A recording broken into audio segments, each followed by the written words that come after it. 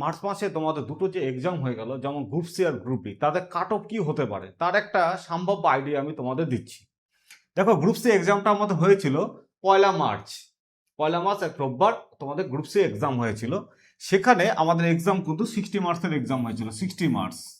তার মধ্যে আশা করা যাচ্ছে যে এক্সাম তো মোটামুটি সবারই ভালো হয়েছে, তার মধ্যে কোশ্চেনও খুবই সুন্দর হয়েছে, কিন্তু ধরা যেতে পারে যে ইউআর জেনারেলরা মোটামুটি 55+ দিকে অ্যান্সার আসতে পারে, 55+। OBC A category, B category 54 হতে পারে বা 53+ হতে পারে। এসসি 52, এসটি 48, ইডাব্লিউএস 45, আর পিএস ক্যাটাগরিতে যারা আছে তাদের হচ্ছে 42 হতে পারে। নেক্সট আরেকটি তোমাদের এক্সাম আজ হয়ে গেল, সেটা হচ্ছে গ্রুপ ডি। গ্রুপ ডিটা আমাদের 8ই মার্চ হয়ে গেল।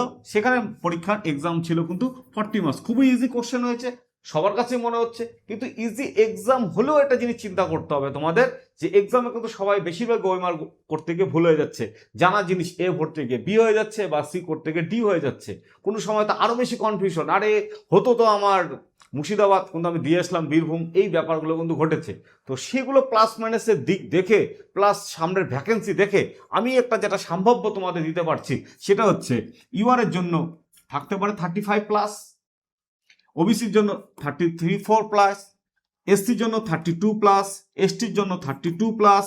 ঠিক আছে, 32 এটা ঠিক হবে না, এখান থেকে একটু কমবে, এটা 33 পর্যন্ত আসতে পারে। হ্যাঁ, 32 থেকে 30 থেকে 32 পর্যন্ত।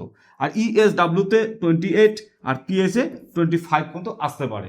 তারপরেও বলছি যে এসব কাটের নিচেও, কাট অফের নিচেও কিন্তু কাট আসতে পারে। সেটা কিন্তু টোটালটা নির্ভর করছে গভর্নমেন্টের উপরে।